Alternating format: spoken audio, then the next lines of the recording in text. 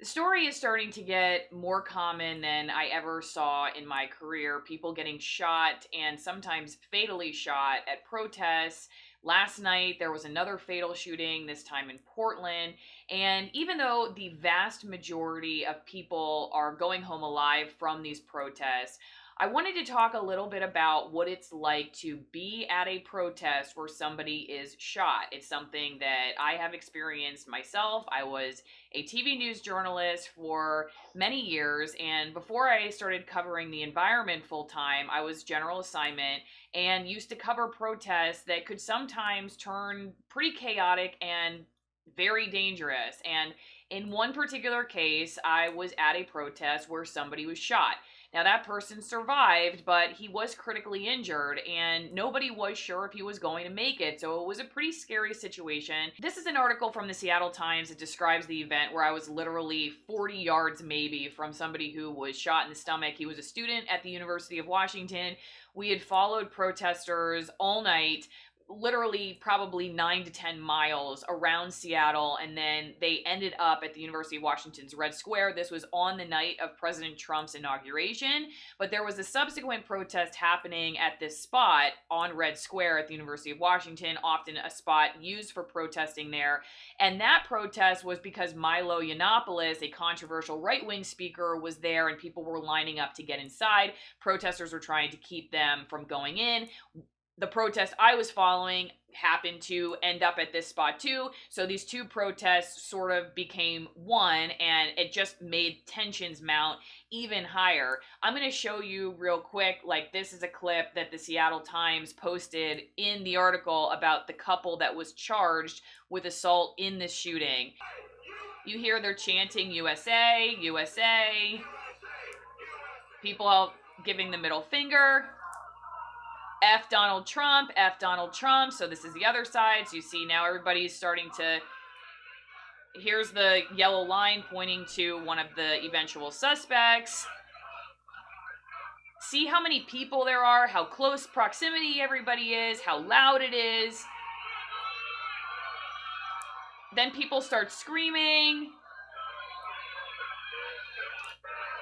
And then here's the tussle, okay? This is when people start fighting, people are trying to break them apart, and then eventually somebody is going to get shot. And people start to disperse.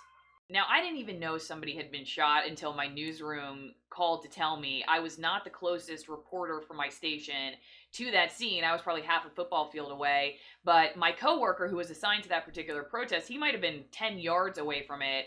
I was assigned, of course, to that inauguration protest, and we just kind of ended up at the same spot. So I remember talking with him about what happened, and he also said it was kind of like a blur, like they didn't really know what was going on because it is just so loud.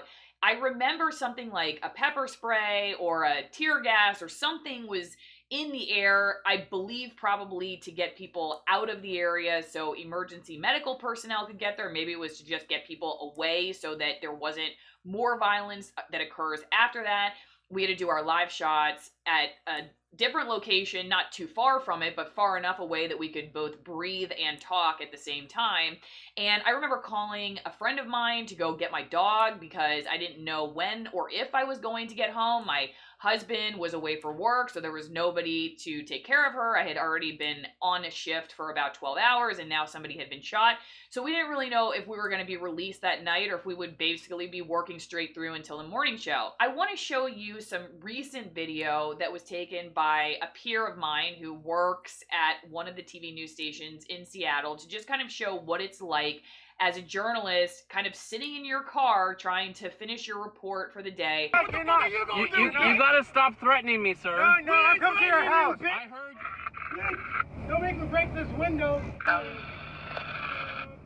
Now, if you're getting very frustrated watching this and even angry and you're thinking, I would like to lash out and physically harm someone if I was in a situation like this, then you might want to rethink whether you should participate in events that could potentially get to a level of violence, because people act differently in situations where there are many versus 1.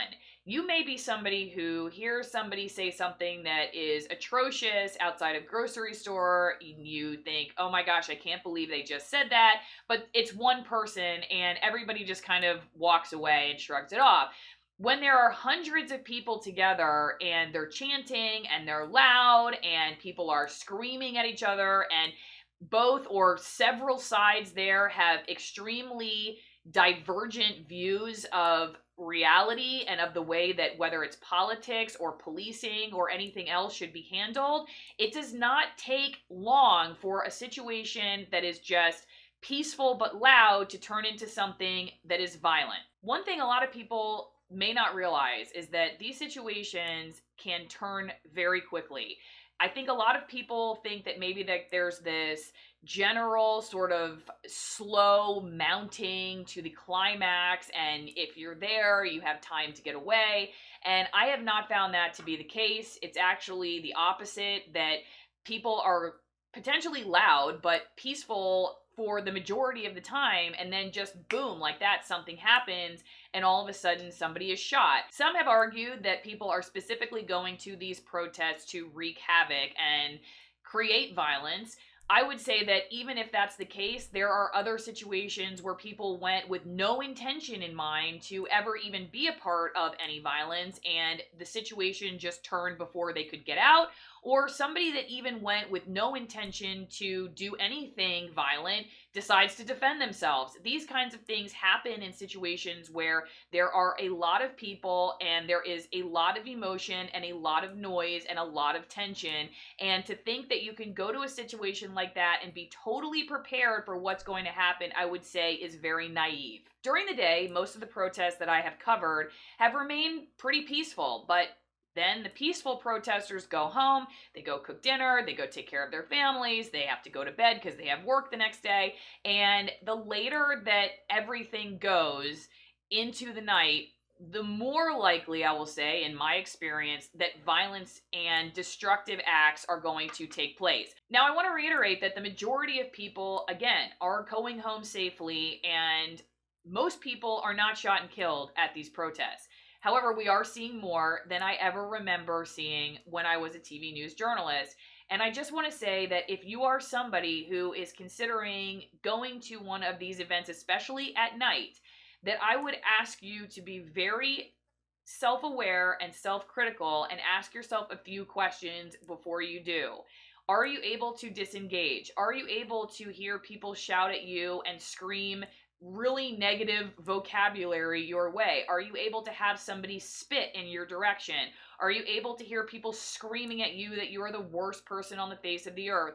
Are you able to sit in a situation where it is very loud and where people are clashing with police and keep your cool? Self-defense is in a different category. That said, as you've seen, if you've been paying attention to the commentary around a lot of these most recent shootings, there has been debate over whether you would qualify them as self-defense or not. You should know that if you're going to then get into a situation where you may need to defend yourself, that you should be very well versed and able to articulate what self-defense really means and when not you are allowed to do so. If you're somebody who is going to participate in one of these protests, whether you're on one side or the other, I would ask that you just do some self-reflection before you go. If you're somebody who thinks they could potentially engage in violence, and say, am I capable of keeping myself calm, of walking away, of disengaging, de-escalating when somebody is spitting in my direction, when somebody is screaming obscenities at me, when there's loud noise all over the place, maybe even when somebody pushes me, when somebody calls me all kinds of negative words? Are you able to keep yourself calm in those kinds of situations? And not just with one person, not just like somebody comes up and screams at you outside the grocery store, like I said, when there are hundreds and hundreds of people potentially looking at you and saying all kinds of things that could make you very upset. Again, not saying don't go out and protest. I'm a firm supporter of your right to protest, whether you're going out and protesting the economic shutdowns around COVID-19 or you're protesting police brutality. I am standing beside you and your right to protest. All I'm saying is, if you've never been in a situation like this, think about it before you go. You may think that you are the calmest, coolest cucumber on the face of this earth, and that will seriously be challenged in a situation like this. So I hope that you go out and exercise your First Amendment right to protest, whatever it is, whether it's the COVID-19 shutdowns or it's police brutality. I stand beside your freedom to do so. I just hope that you stay safe and that everybody makes it home alive. Again, I'm Allison Morrow. If you're new to the channel, please subscribe, hit that bell icon for notifications when I upload new videos, and give me some feedback in the comment section. Also, you can support me on Patreon at patreon.com/Allison Morrow, and I'll see you next time.